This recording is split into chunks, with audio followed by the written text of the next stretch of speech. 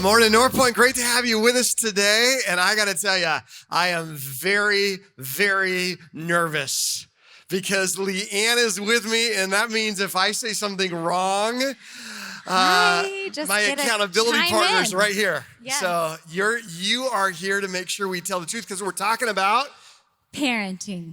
And I had this great idea. I was going to come and talk about parenting and all the great ideas. And Leanne's like... And then I had a great idea, which now I'm like, why did I say I was going to help? But it's fine.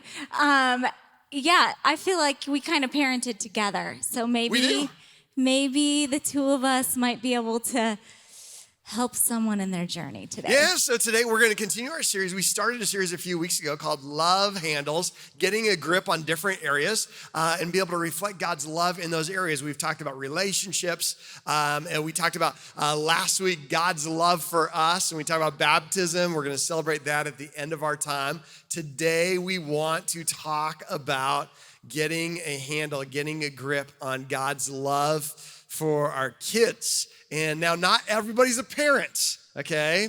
It's apparent that not everybody's a parent, okay? And that's all right.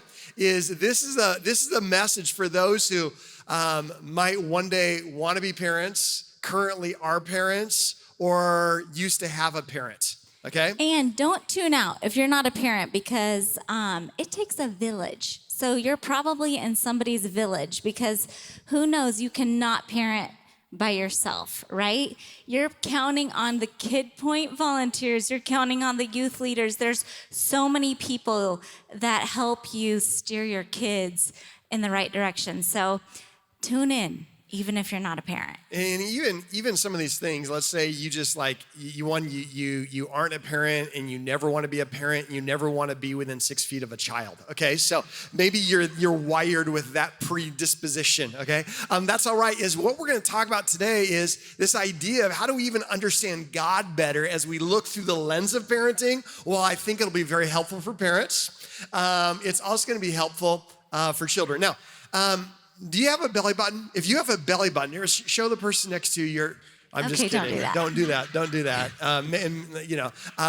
Unless the dude's out there wearing a halter top, that's cool. Okay, it's not, but that's whatever.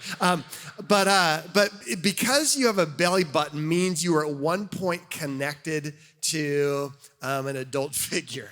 And maybe that connection's a trigger. And today we've got a disadvantage because every time we talk about parenting, you're thinking about maybe your parent. And then some of you are excited about the topic because you had a great parent.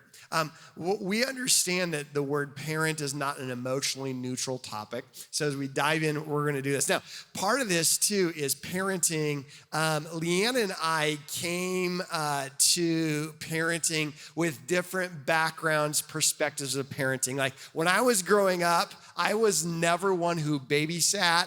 I wasn't one who ever imagined what it would be like to be a parent. Leanne kind of grew up a little bit more like that. I mean, I had the dolls. I had the cheaper version of the Cabbage Patch Kid. Anybody ever have a Cabbage Patch Kid? Anybody that old? Okay. Oh, okay. Yeah. You didn't have a real one? I didn't have a real one, but I did have a stroller that I was able to carry that doll around in. So like a knockoff brand, totally a knockoff. Not brand. A Cabbage Patch, maybe definitely a not turnip a Cabbage top. Patch. Something like that. Anyway. Yeah, so anyways, I had the experience of changing clothes on the doll, changing the diapers, all that stuff that I thought would give me a good grip on parenting. But it's kind of different when they're real. Yeah, they don't talk back at that age, at that stage. No, they don't. They don't. Now, this might shock some of you. I wasn't a big Cabbage Patch Kid. I was more of a Garbage Pail Sticker guy. I don't think anybody's shocked right now. Well, I did. I didn't think I was prepared for parenting. Matter of fact, parenting's a lot of work. Raising kids is way more challenging than making kids. And so for me, the raising kids was kind of like what came along with, the practice of making them. But I didn't feel I was prepared. However, I did have parenting instincts, and I didn't know that. But I love trading cards, sports cards, right? Here's how God wired me to be a good parent.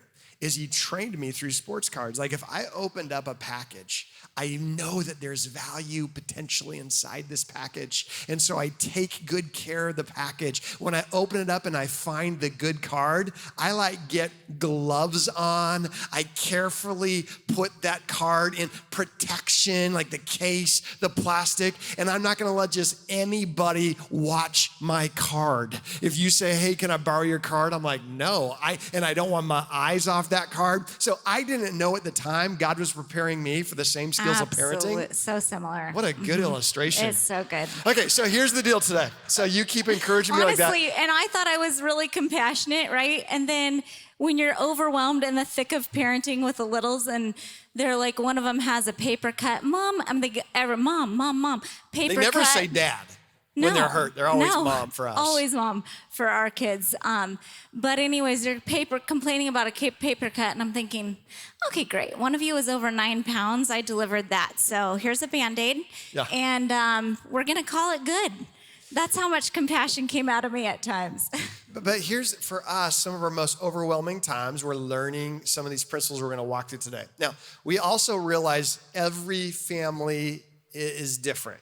Whether your family fits really well with stick figures on the back of a Dodge Caravan, or whether your family is a lot more complicated, whether you're over your head, whether you feel like, man, things are going well, these principles I think will help. Okay, we're gonna walk through this, and some of the most important things that we can ever do is have influence on another human being. God has given us other humans to give them protection, to give them connection, and to give them direction, right? These are the things that God has given us humans for. And if you ever have the role of playing the role of a parent, you don't have to have a great role model to become a great role model. And so it can start today, some of these principles. So Leanne, your job is to make sure we get through all of these outlines well, because I have people who send me, they try and be very nice. They send me emails if I don't get all the blanks right. Okay, so make sure we don't skip blanks. I'm gonna do my best. Okay, do your best. And so we're gonna give, but before we do, let's give some disclaimers. Some things that we wanna make sure no one sues us because of these, okay? Okay, so we wrote down a few disclaimers. One, it's gonna shock you, we're not perfect parents. And just to give them a second for that to set in. Yeah. Because, okay. I think we're pretty good at times. We've done some good things. Our highlight reel's decent. Yeah, so if we can edit it. But yeah, we're not perfect parents. But we do have experience, and some of it's good. Some of it's good. We're going to try and lean in on those. Yep. Okay. Number 2, we actually really love and like our kids. That's true. Yeah. We love our kids. Yeah, so they're 20 and 22 right now. They're down in Florida. They're actually probably watching right now, and so we have to say that. But we do believe that. We flew in last night. We just went and spent a couple days with them this week, and we like them. Yeah, every season's been unique. We'll talk about the seasons, but we are pro parenting. Some of you came from a relationship with your parents where it was more dictatorship or more authoritarian. And while I believe there's definitely helpful direction and leadership and authority in any family unit, relationships key. And so we have that third disclaimer. And honestly, I think they like us too. I think so. They say that every time it's Mother's Day or Father's Day. They do. Yeah. Okay. I think so. Number 3. Why wouldn't we believe them? I believe them. I believe them too. Okay, parenting is one of the hardest things we've ever done. That is absolute truth. And like I said, it takes a village. You cannot parent your kids on your own. So, and guess who's part of our village? Our church family. Yeah. So thank you for those who have helped us steer our kids in the right direction. Yeah, so if you're, like, maybe you're sitting near your parents today, I think it'd be appropriate just to lean over and say, I'm sorry, okay? Because parenting is tough. It's overwhelming, you know? We can say all these things. Our kids aren't even here, so we're going to actually get away with a lot No, they're today. watching.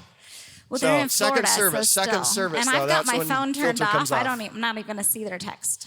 Okay, I wanna look at a quote here in a second from a basketball coach. It's not even a Gonzaga basketball coach, Frank Martin. But before we do that, is he was ask this question.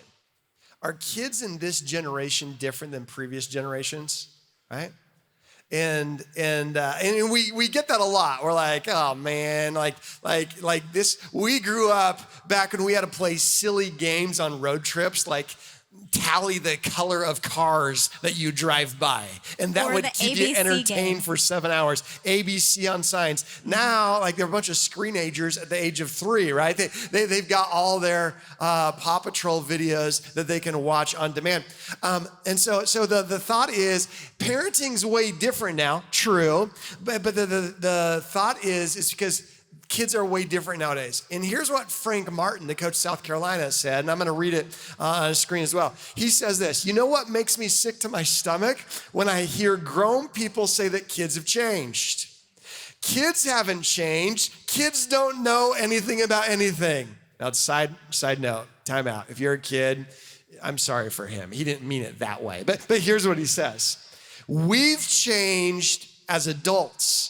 We demand less of kids. We expect less of kids. We make their lives easier instead of preparing them for what life is truly about. We, the adults, we're the ones that have changed. Maybe that's true. Yeah. That's a big ouch right there. But we're going to look at, I think, some principles of parenting. Now, we understand that some of these principles of parenting, you might disagree, and that's fine. It's totally fine. You know what the beauty of parenting is? You can do whatever you want to do, right?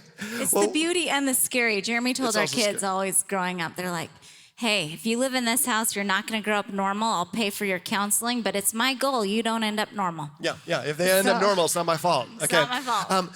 But what I want to understand, I want all of us to understand is this is an opportunity to think about what is my strategy to parenting? What is my ultimate goal? If God desires me to provide connection to kids, protection for kids, and direction for kids, those things. If a kid misses those things, they have this insecurity and this inferiority that comes in. Some of you know what that's like to grow up without a safe spot. Some of you know what it's like to grow up without a relational connection. Some of you didn't have help with protection. One of the most Jesus-like things I've seen is parents who choose to foster, to adopt, to step in when others have stepped out, to provide protection, correction, direction, connection. Now, all these things that rhyme. That's weird. Did you write it? Well, no, but I should, huh? No, I read it. Okay, so we're going to get to the outline. Oh, yeah, we got to get to the outline. Okay. You give us the outline. Okay, here's the deal.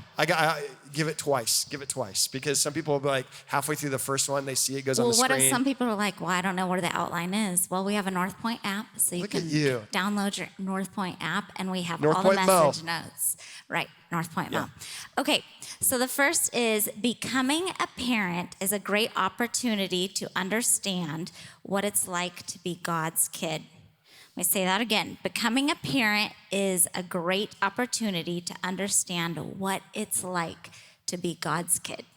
Yeah, I think really, becoming a parent was a great opportunity for us to learn how to pray in a whole different level, right? So your dependency on God just ramps up quite a bit because you feel so inadequate. Yeah. It's one of the probably more unique areas where I don't know that anyone naturally thinks they're awesome at it. The only people who think they're awesome parents are the people who are preparing to be parents for the first time. Mm-hmm. And then you realize, okay, as a matter of fact, Bill Gothard is one of the specialists in history of parenting seminars, and he's never had a kid. So I'm like, of course you're a specialist. That reminds me, I used to tell my sister, she had kids 7 years before I did, and I used to tell her all these great parenting advice things when I saw her kids acting up. And one day she got so mad at me. She's like, hey, listen, when you have kids, you are welcome to tell me any advice you want. But until then, go ahead and keep it to yourself. I was like, rude. But then I became a parent and I was like, I'm so sorry. So yeah. I love it. Okay, let's hit Okay. the second thing. I don't need power over my kids. I need influence with my kids. I don't need power over.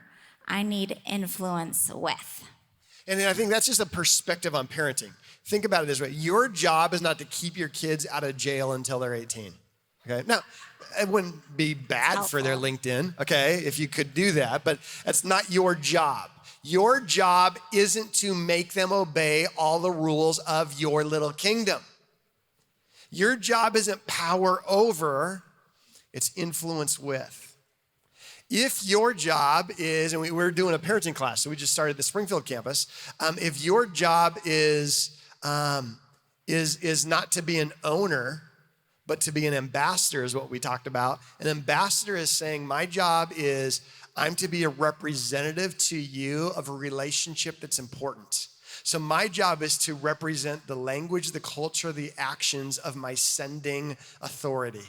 And if God sent you and you're an ambassador, your job is to have influence with them. Are they going to make mistakes? Absolutely. Is that on you? No. Okay? That's too much pressure for your kids to absorb. And here's the other scary truth. Your kids can look like they're obeying all the rules. The truth is, 7 years later, when they feel comfortable, they'll tell you all the rules they broke, okay? Just because it looks like they're doing all the right things on the outside doesn't mean all the good things on the inside. So, yeah. So let's go on to, there's 4 parenting myths. There's probably a ton of them, but we're going to hit 4. There's a ton. We're going to do 4. Yep. Okay, myth number 1 is kids don't want to be parented. This is not true. Sometimes we don't want to parent them. We want to turn in our parent card, but there are moments of that, but they need and want to be parented. Yeah, and now I don't know that every kid would, if we did a survey in Kid Point, whatever campus today, and we said, do you want your parents to give you a bunch of rules? I bet the results would be mixed. Because they know everything. That's the problem. But what they do is they really do need control and direction from parenting. And so they're probably never going to, like in the middle of discipline, stop you and say, by the way, might I just say thank you for yelling at me? Might I just say thank you for not letting me do what I want to do this Friday? Because I was tempted to see it from my perspective, but I'm thinking about my long-term future, and I just want to say thank you, Mom and Dad. Thank you for not letting me do what I want to do. And here's the deal. Letting kids do what they want to do is not the parent's job. That's the grandparent's job. Okay, but it's not the parent's job. It's not the parent's job. So the myth is that parents don't want to be. Because think about this, is if you've seen a kid who hasn't been parented, I mean, listen, no kid dreams of being an orphan one day where your parents don't care. You hope your parents don't care too much next Friday night, but every kid wants a parent who's concerned. Even if they don't want it right now, they want it. So what's the truth? The truth is, kind of hit on it, kids need us to be present and set boundaries. They need that for their long-term health of life and navigation with their jobs, all the things that parents do. Kids need that. If they don't get that from us, they're kind of lost when they get out there. So keep going, parents.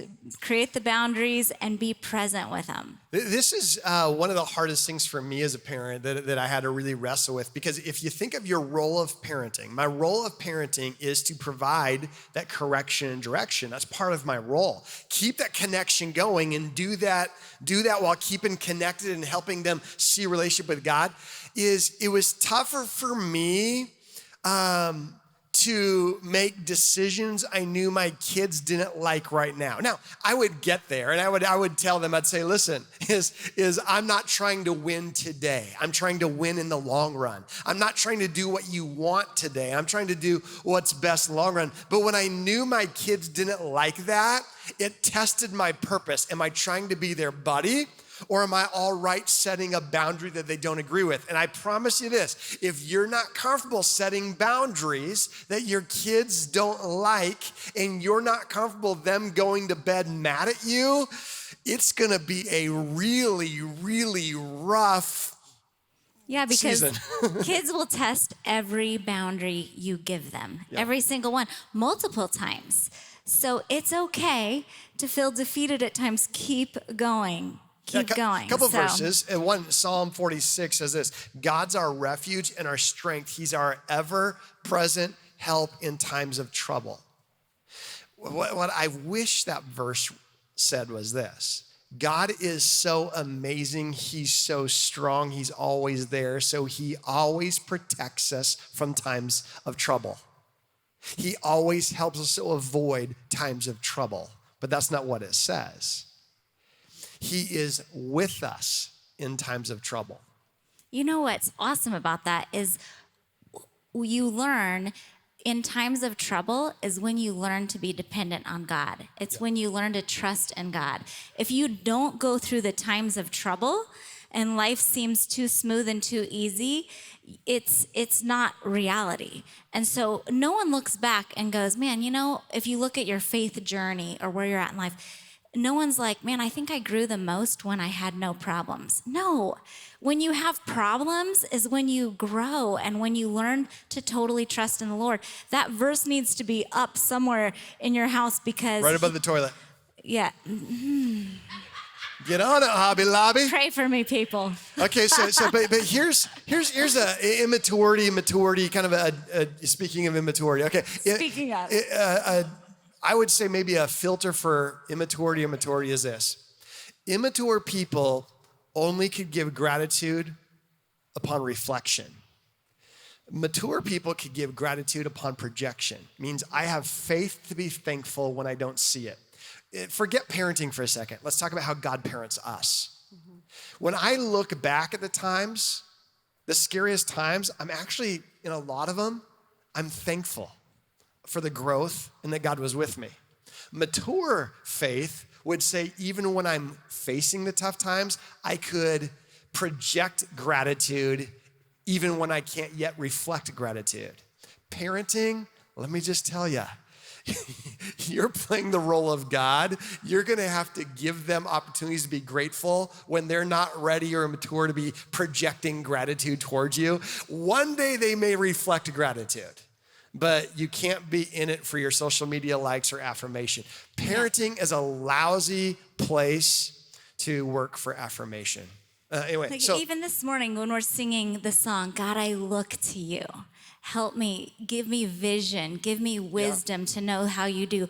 This is so important, coming together as a body of Christ, coming together as a corporate family to proclaim. Sometimes we forget, and we need these moments even in our worship to remind ourselves, God, give us wisdom when we don't know what to do. Let's see. Okay, Hebrews 12:1. No discipline seems pleasant at the time, but painful. Later on, however, it produces a harvest of righteousness and peace for those who have been trained by it. Okay, so discipline doesn't seem pleasant probably in most situations, if you're doing discipline right, doesn't seem pleasant for either end, okay? If you find great joy in disciplining your kids, you might be doing it wrong, okay? But if we can look at this and say, okay, I don't need to be a perfect parent, but I do need to be a consistent parent. And I can start that today. Maybe you look and say, okay, that's a challenge. Okay, myth, kids don't want to be parented. Truth is, they do, they need it. Okay, let's go to myth 2. So myth number 2, I think we're talking too much. No, okay, we gotta pick up our pace. Myth 2. It's you, I didn't want to say anything, but you're kind of dominating. Wow, okay. If I give my kids what they want, they'll be happy. That's myth number 2. If I give my kids what they want, they will be happy. We can sit and think, probably if you're a parent, and think how many times you've given or bribed your kids to be good for just a moment, and you realize, well, it is actually just a moment. So, and then they can turn right back on you. But the pressure is when they act out in front of other people. That's embarrassing, is it not? So you're like, okay, you win right now. You'll get it later, but you win right now. But it's that pressure because we're parenting for us instead of them. Yeah. So the truth, let me hit the truth there. The truth is not that we give everything right now, but we give kids the tools to thrive and this beautiful gift of opportunity to struggle. The truth is we want to give kids the tools to thrive. the tools. We don't want to let them thrive every time, but we want to give them the tools to, and then some film study of what worked and what didn't work, and then the opportunity to struggle. Struggle is not a bad thing. We talked about it earlier. Give us that verse in Philippians about. Okay, Philippians 4:19 says, "And my God will meet all of your needs according to his riches in glory in Christ Jesus." So he's going to meet all of our needs. And sometimes I think we mix up needs and wants. But it doesn't say he's going to give us all of our wants. He says he's going to take care of all of our needs. Yeah. So we need to understand. Okay, we got to be a constant, consistent parent. We got to not skip this idea of discipline, not give them everything they want right now. Let's go to myth number 3. Okay, other parents are doing it better than me. Okay, sometimes that might actually be true, but it is a myth because statistically, they don't it's have probably your true. kids. You have your kids. Yeah, and what that does, the problem with that is when you start focusing on comparing your parenting abilities, when you're skipping all the variables. There's so many variables. It's your personality, the kid's personality, the circumstances around them, their friend circles, health situations, financial situations. There's so many variables. And the last thing that's going to be helpful for you as a parent to provide connection with your kid, correction, protection, is for you to be worried about how you're doing compared to other parents. That'll be overwhelming. It'll bring pride or pressure, and neither of them are from Jesus. I promise you that. Is what you have to do is say, God, I want to do everything that I can with you. So the myth is someone else is doing it better than me. Right. So the truth to follow that is don't focus on who is best. Focus on what is best. Don't compare who's a better parent. Focus on what is best for your kid, the needs of your kid. Yeah. There's a verse here in Galatians 6:4-5. I think if God were a substitute teacher, I can see him saying it this way. He says, make a careful exploration of who you are in the work you've been given, and then sink yourself into that work. Don't be impressed with yourself. Don't compare yourself with others. Each of you must take responsibility for doing the creative best you can with your own life. I love that. Keep your eyes on your own paper. Don't copy off of someone else's work. And do your creative best to do your own life's work. Your own life's work might not have the same statistics as someone else's work in their kid. But your job isn't to produce something. Your job's to invest something. Give that child a better shot to be connected with the one who sent you. And think about this again. If you're not a parent, this is kind of deep theologically. What if God's relationship with you wasn't dictated on what you brought to the table and what you produced? What if God wanted to do something in you and it wasn't a competition and he wasn't mad at you if you didn't prove something? So that's our third myth. Good. Okay, myth number 4. If I make a mistake, my kids will never recover. And I think we have 2 girls that are walking testimonies that they've recovered from a lifetime of mistakes that we've made. Lots of oops. Lots of oops. We don't know. It's not like you've been a parent before you're a parent. So sometimes you have experience with a previous kid, but our kids are so different that it's like, no, it's all brand new. You get another kid and here you go again on trying to figure out how to parent. And I know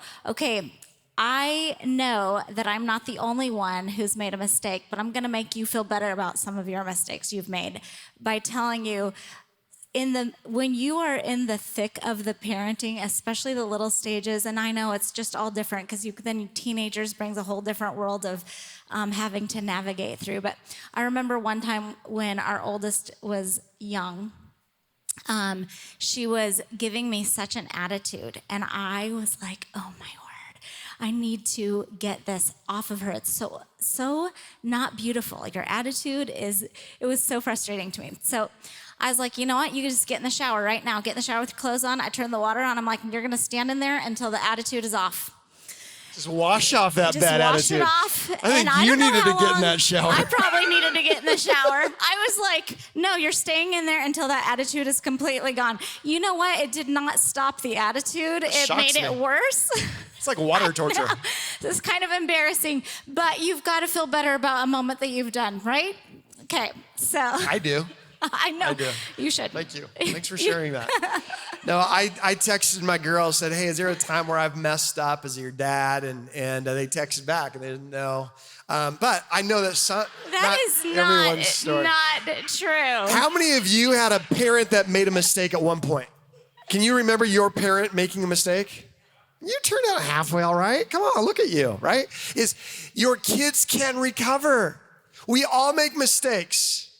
Just because you have a blight on your parenting resume doesn't mean you don't have authority and a purpose to parent your kids today. So Leanne, give us the truth.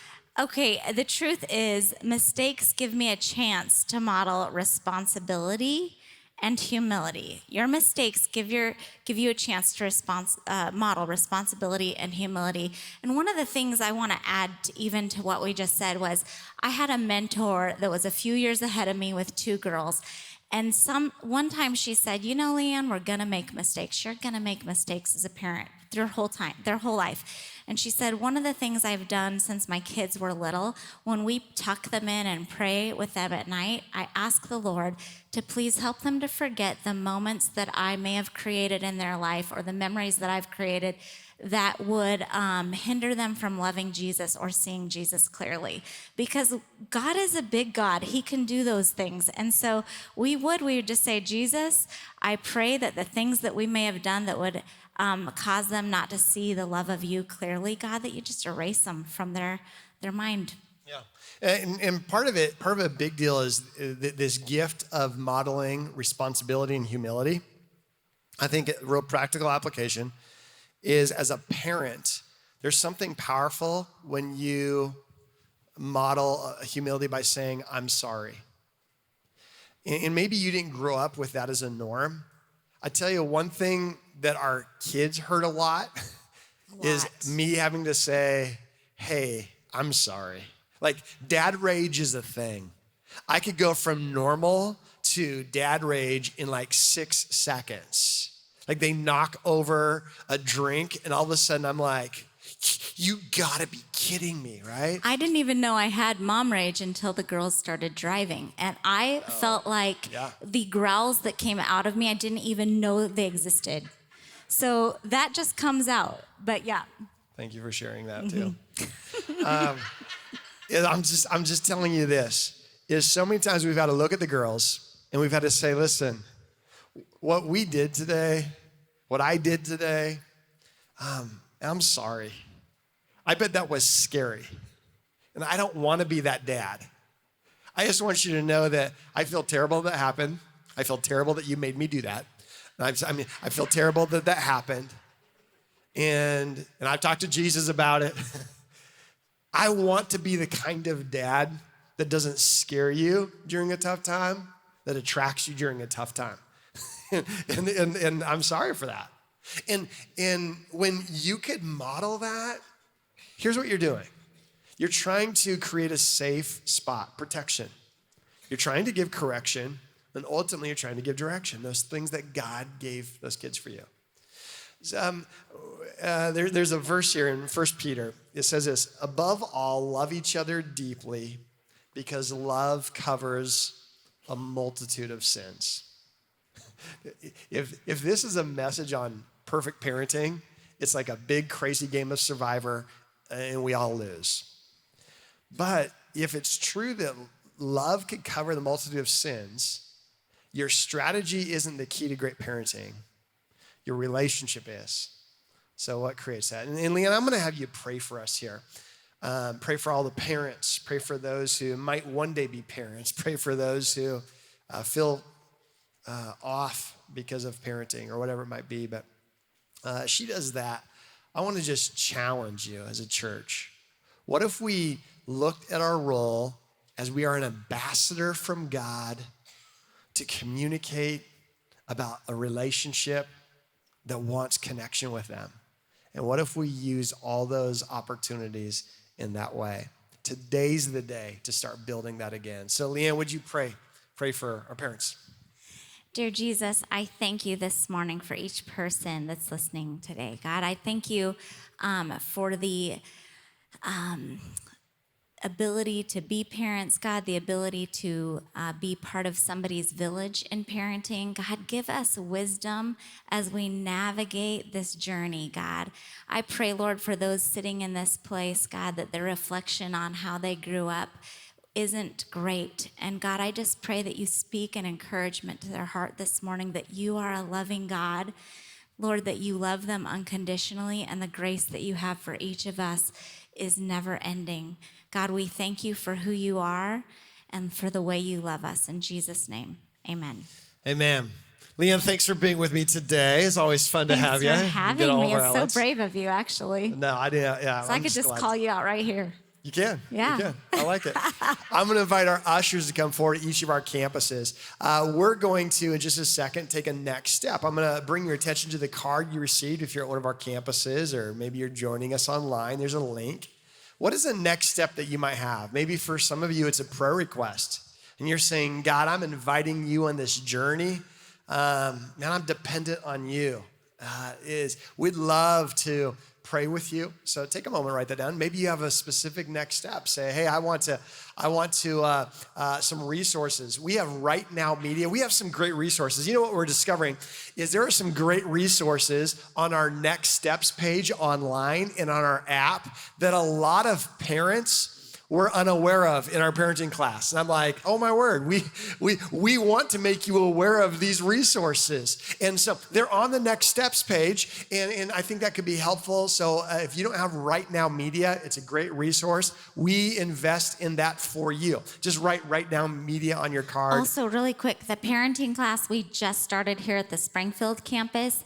It's just started last week on Tuesday, so you're welcome to join in on that as well. Yeah, absolutely. So, and so we want you to be able to know that you're not alone on this journey is the big deal. Second thing is this, if you came prepared to give financially today, we want you to know everything we do happens based on the foundation of your generosity. As you recognize that God's the one who provides, and then you're generous with that, whether it's in one of our weekend campuses, whether it's throughout the week with our Dream Center and other opportunities to connect with the community, everything's a result of that. So thank you for your generosity. If you came prepared, you can drop that in the bucket. There's lots of ways to give online as well. I'm gonna encourage the ushers, go ahead now. You can pass those buckets. As the buckets pass, we wanna celebrate one story that represented 50 different people last week going public with their faith in water baptism. I want you to see a story behind the stat of what we celebrated last week. So check it out.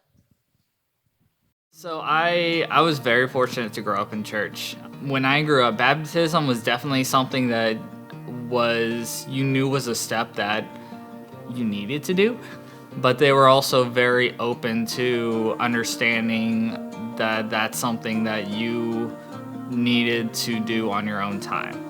I know I had a relationship with Christ, but especially when you get out of that small town and you go into college, start making decisions on your own, fall into more of doing the motions and not your heart's not in it. Seeing other baptisms was the big thing that kind of pushed me into, okay, that's something that I know I need to do. So there's just something about it that renews you. You know, I'm not necessarily a new man, so to say, but I am a new man in Christ. You know, I'm a new person in Christ. When I read scriptures, when I did my devotion this morning even, there was just something different that I felt more connected. Being baptized and just having that reconnection and that, that renewal, it's just really opened my heart, opened my eyes, and given me that different perspective. Baptism is an important step that it doesn't matter if you have been a Christian for one day or for 10 years. For me, it was a huge part in taking a renewal. It's that Staples restart button. I think the biggest thing that North Pointers can offer anyone, whether it's someone walking through the doors for the first time, or someone who just got dunked this past Sunday. Just continue to be that welcoming home, that safe place.